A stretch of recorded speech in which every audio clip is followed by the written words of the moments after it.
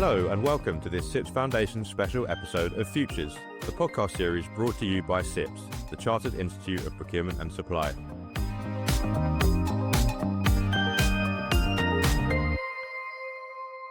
Hi everyone and welcome to the CIPS Futures podcast. I'm James Moore, part of the CIPS editorial team, and I'm delighted to be joined by my co-host today, Emma Scott, who heads up the CIPS Foundation. How are you, Emma? I'm good, thanks. It's nice to be on the podcast again. How are you doing, James? Great to have you back on. I'm doing well, thank you. Yeah, it's been a fantastic summer. Lots of CIPS Awards events. We've had futures, conferences, lots of things going on. So it's been great. I've seen you pop up everywhere, James. So it's really great to see the content still going at it. So it's really nice to see the podcast still continuing as well. So I've been enjoying listening to those too. Awesome. Thank you. Well, I'm learning from the best. But I know you've obviously moved into a kind of new role heading up the CIPS Foundation. Do you want to just give us a little bit of background, but especially for those who might not be aware of the CIPS Foundation, all the fantastic work that it does? What I've learned is that not many people know about CIPS Foundation, although it's been around for many years, actually. So I've been at CIPS for 19 years and obviously aware of it. And it's ebbed and flowed in terms of its activities. But over the last 12 months, we've really supercharged it, if you like, and we've awarded some projects. So it was originally set up to be an educational fund to provide bursaries for students to help them through their studies, and we still do that. And then I think it was around about 2018, we actually thought, if we invested some money in projects, in charities and organisations, we can make even more impact. So the foundation is really there to improve supply chains from a sustainability perspective, to make them fairer, more sustainable, more equitable. And we invest in projects to make sure that happens. I've looked at some of the projects that you're working on this year. They're really, really fantastic projects. I know you can find out lots of information about them on the CIPS Foundation Hub, which we'll put a link in on the episode description. So do check it out. But I think it's such a great way for CIPS members to think about how they're contributing as well to kind of wider procurement and supply chain best practices that impact individuals, communities, and also broader societal issues. And on that note, tackling modern slavery is a huge issue that society faces, but procurement and supply chain professionals are often on the front line of. And that leads us neatly onto today's pod, doesn't it, Emma? It certainly does. So let's get started and invite today's guests. So I'm delighted to be able to be joined by one of our charities we support today. That's Andrew Wallis from Unseen. Welcome, Andrew. And Madeline Fitton, who's a modern slavery expert working for Sodexo. So welcome to you both to the podcast. Thanks for joining us. Andrew, tell us a little bit about you and introduce yourself. So I'm the founder and CEO of Unseen. Unseen does 6 main things. So we work directly with victims of trafficking identified within the UK. We work with all the major statutory agencies. So that's everything from the National Crime Agency and Border Force down to local police, government, health. We then run the UK's National Modern Slavery and Exploitation Helpline. We work with businesses, helping them tackle issues of forced labour within their supply chains and how to respond to labour exploitation. And we then carry out policy and research based on all of that sort of frontline work that we do alongside academic institutions. And then finally, we use all of that to work with governments to help them improve legislation and policy and practice. Great stuff. And Madeline, welcome. Tell us a bit about you and your role. Thanks, Emma. So, as you said, I am the modern slavery specialist for the UK and I region for Sodexo. Sodexo is a global facilities management company. We employ 33,000 people in the UK, and we do a number of services from hard, soft FM, and catering cleaning. As well as that, I am the founder and chair of the BSA Modern Slavery Council, which is a collaboration between private companies and government and NGOs. And I founded and chair the Ireland Modern Slavery Council as well. And those groups are put together to collaborate, to share information, to create resources to support the tackling modern slavery effort within the UK and Ireland. Great stuff. Well, welcome. A powerhouse of guests here today. Thanks so much for joining us. Now, Andrew, I was trying to think how long ago it was we first met. It was a very long time ago. And we've been working alongside each other on and off for many, many years. But more recently, the CIPS Foundation awarded Unseen a grant. Can you tell us a little bit about that project and how that grant is helping? Sure. And it was wonderful to get that grant. The problem we're trying to address and resolve through this grant is how can we improve the speed at which we do data analysis on the helpline so that we can then inform businesses where their risks are within their supply chains. So what we see on the helpline is calls coming in, often from people that are working within the supply chains, particularly within the UK. And we want to be able to funnel that information through in a really timely and accurate manner to those businesses, and then work with those businesses to resolve those problems so that we get to a more ethical procurement process, that we're driving accountability, and we're providing businesses with the tools that they can then act really swiftly and get people out of exploitative situations. What kind of calls do you get from the helpline? Tell us a little bit about the helpline itself. So the helpline now is receiving about 1,000 contacts a month through calls, through the Unseen app, and via the web, through our web form. And it's a real mixture of calls. We have calls from people who are victims saying, I'm in this situation, how do I get out of this? Some of them will want to engage with law enforcement and others don't, so we can then signpost them to the appropriate agencies. We get calls from the public saying, I think I've seen something that might be exploitative, and those are really important. Often they're the beginnings of a process that can lead to a modern slavery case. Then we get calls from businesses going, I think I've got a problem somewhere, I've come across something, how do I deal with this? Or from people within those supply chains who are saying, I'm in this situation, I'm in this factory, I'm in this field, I'm in this logistics center, or whatever, and these are the brand names that I see around us. And then we get calls from frontline professionals going, I've got somebody in front of me where it might be in accident emergency, or it could be in policing or fire or health or local government. And I think they might be a victim of trafficking. I don't deal with this normally. Talk me through what I need to do in that whole process. So it's a whole gamut. And interestingly, what we're seeing this year, after sort of 2 years of plateau of modern slavery cases, is suddenly modern slavery cases are taking off again. And we're just trying to do the analysis as to what's going on there. You know, is there an increase, or has there been some awareness campaign that has led to sort of more calls? So we would say that the helpline now is the largest data set outside of government data sets that tells us what's going on in terms of modern slavery and also the trends that we're seeing. And we've just published a report into the hospitality sector where we're suddenly seeing exploitation taking off. And previously to that, we published one on the care sector. Excellent. There's massive amounts of data and insights and trends, like you say.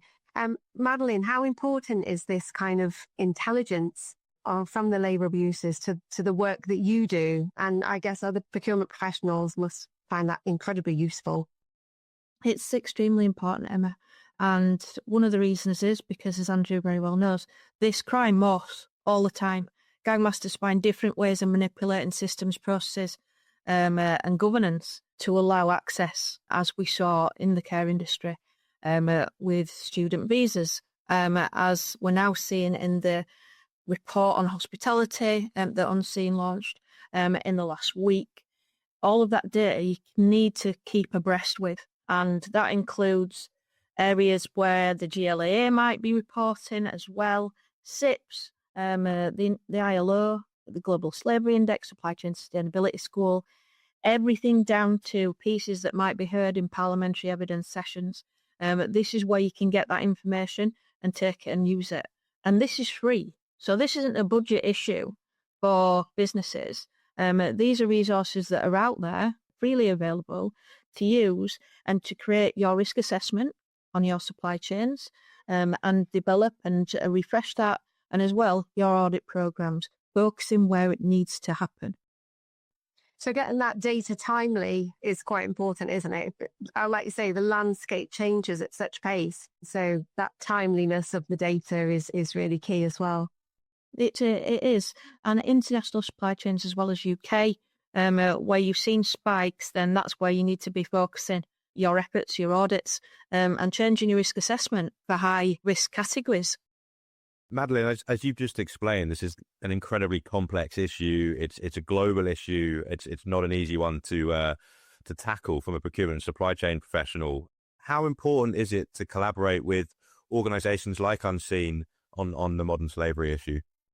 It's extremely important. And obviously the councils are creating links between NGOs and businesses that were not as aware as they could have been to the work that Unseen do and the kind of information that is available, the resources that are available from charities and NGOs as well. But the absolute requirement here is to manage the identification of a victim in the right way. That is when, for me, the risk is the highest. When a business might identify a person, that can put them in extreme jeopardy and you can hit threat to life situations. That's when you need to manage it correctly in a victim-centred way, and you need to be aware of the people that are around that possible victim and support. So you need a security plan in place. You need to understand how you are going to report it. You need to understand how you talk to that person, because at that point in time, they are probably terrified that they have been identified and the people that are controlling them might find out about that.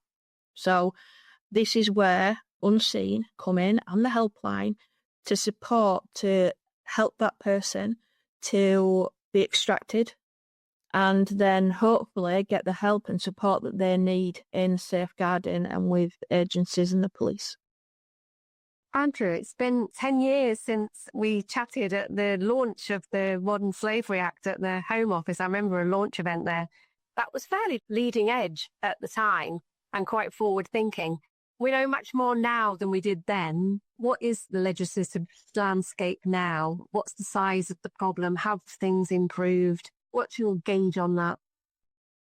Yeah, it has been 10 years and it's gone very quickly, those 10 years. But I think, some significant things have changed, which is actually for most businesses now, they do know what modern slavery is. That understanding, of course, is on a spectrum.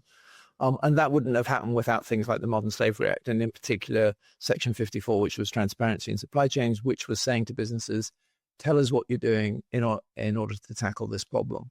I think we've seen a real sophistication grow up, and some of the work that Madeline's doing is testament to that in terms of this is not business as usual for businesses. Finding victims of exploitation within your business or within your supply chains.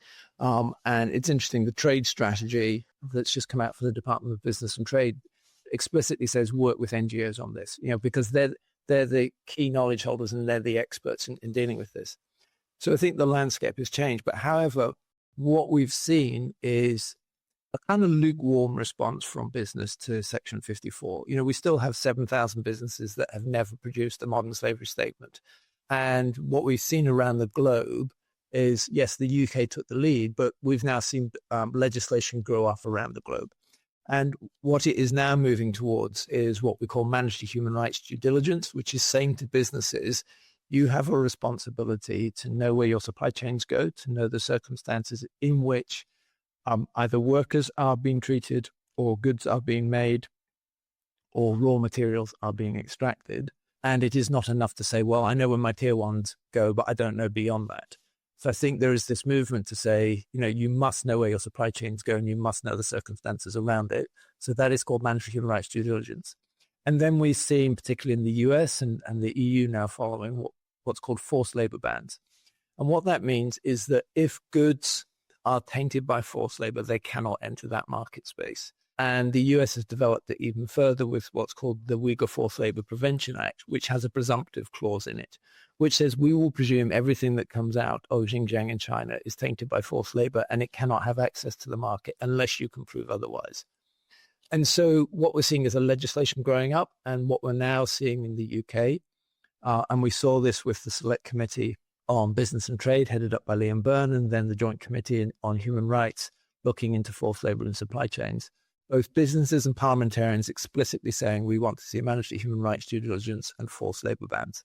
And the reason for that is the good businesses want to keep doing good business and doing business well, but they want a level playing field. They don't want to be the only ones that have to do it. They want all businesses have to be subject to this. So I think what we will see, if we're still all here in 10 years' time and we were to regroup, I think what we will see is that legislation in place, that requirement on business and on procurement in particular, to know where and how you're procuring and what is actually going on, because it will not be a defense to say, I didn't know anything. It will be a defense to say, yes, we've put all of these processes in place and we've been doing all of this. And thank you very much that you spotted something else over in this part of the supply chain. We know what to do now that we've found it and we're executing that. Then you'll be safe. But a defense of plausible deniability will end up with either significant fines or directed disqualification or PR disaster for a business. You always described the act as a spiky carrots, did you used to describe it as? And I think it's kind of, I guess it was the carrot enough for people to want to act. And I know one thing that you always talk about is kind of the economics impact, the size of the issue. If you can tell us a little bit about that. All legislation should be a spiky carrot. There should be incentives to do the right thing, but there should be penalties. And unfortunately, with the Modern Slavery Act, the penalty within Section 54 was never executed by government. But what we have understood in the intervening 10 years is just how big this problem is. So we now talk of modern slavery as an economic crime. If you were to say, if modern slavery was a business, it would be turning over a profit of $500 billion per annum. That dwarfs any business. That makes the tech bros look like little diddly squats. So it is a massive, massive industry. We see about 50 million people in situations of modern slavery. And remember, that is an estimate, and that is never the complete number because you can never fully quantify something that's hidden. And of that 50 million, about 28 million are in situations of forced labor, i.e. in the world's supply chains. In the UK, at any one time, we see about 130,000 people held in situations of modern slavery. Again, that's a conservative number. But just to put that into context, and these are Home Office figures, that 130,000 people equates to about 60 billion socioeconomic cost. That's 2% of GDP. And in these really difficult economic times, to have a 2% GDP anchor out the back of UK economy and on UK PLC is really, really significant. So we need to recognize the size of the problem, which actually then leads us to, and then we need to have a proportionate response to that scale of the problem.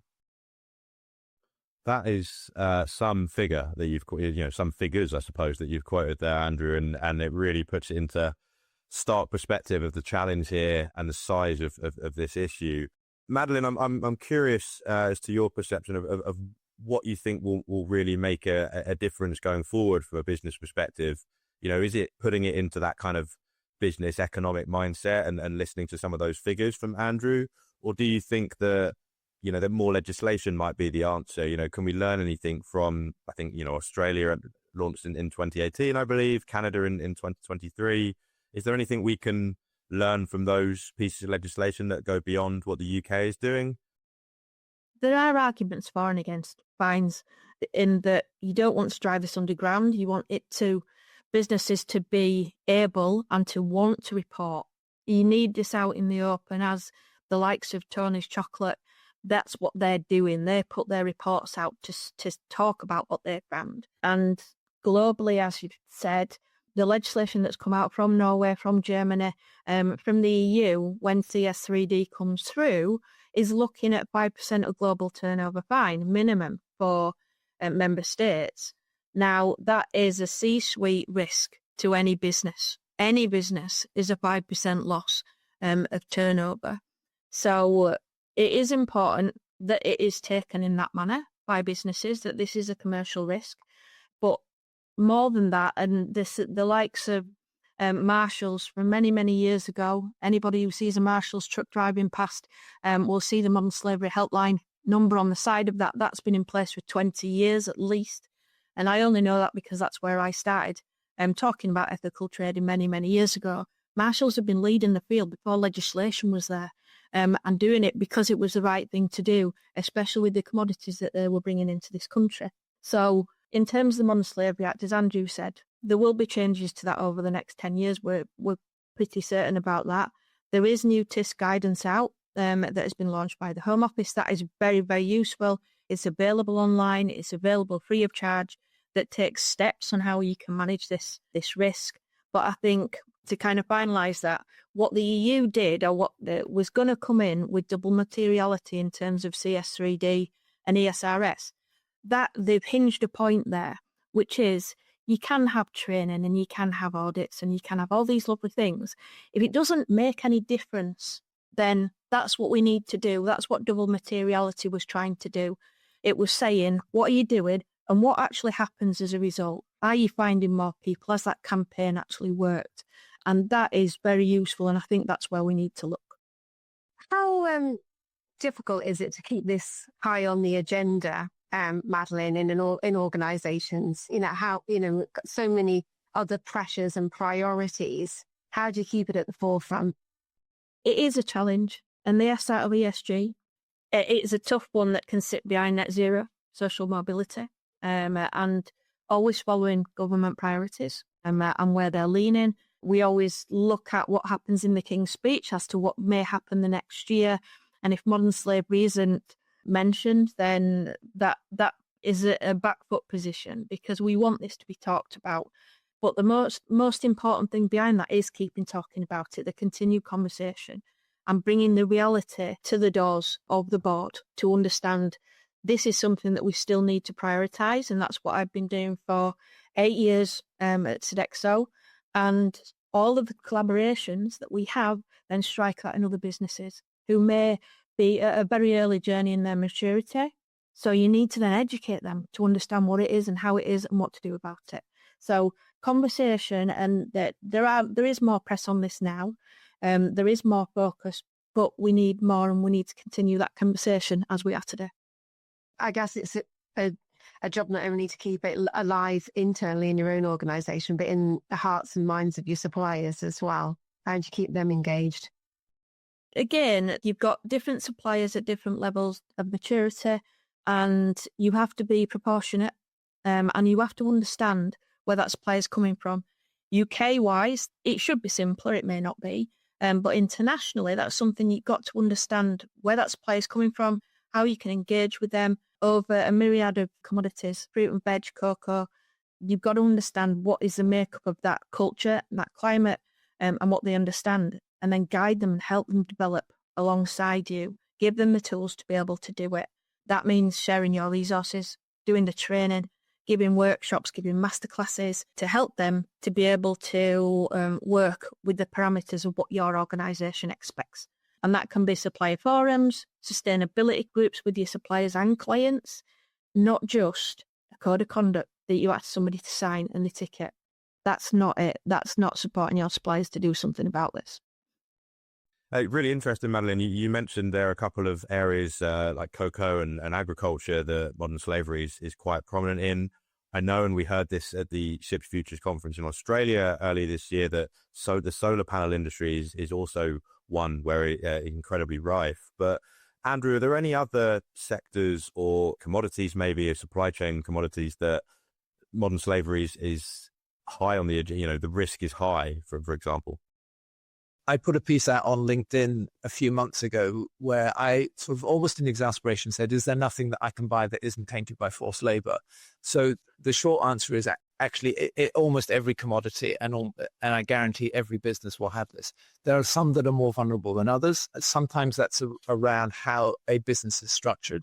So where you have a lot of subcontracting, you put a lot of vulnerability potentially into the equation.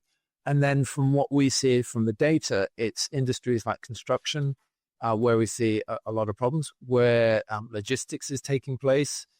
But as Madeline and I have both said already, is it keeps moving. If we look back 5-10 years, we would have said, okay, it's predominantly in agri.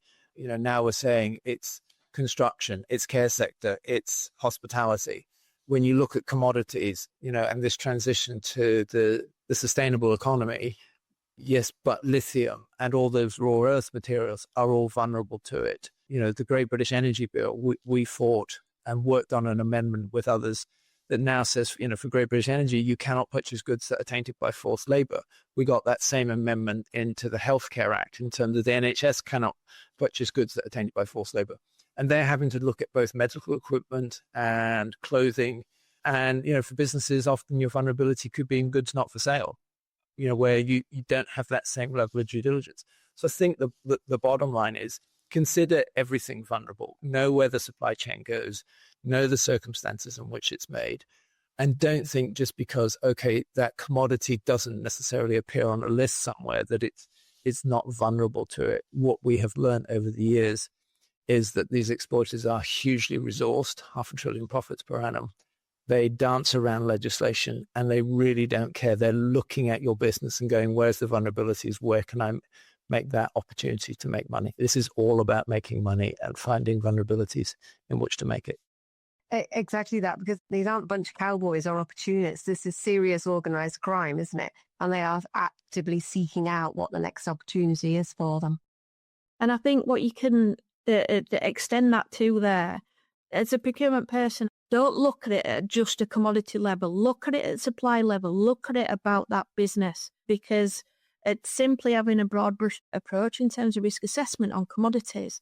It doesn't get down to what the origin of that product is, what the manufacturer is, the tiers that are expected now through the Procurement Act and other elements of legislation. You have to look down levels, and that's what's required on the modern slavery assessment tool that the government have in place.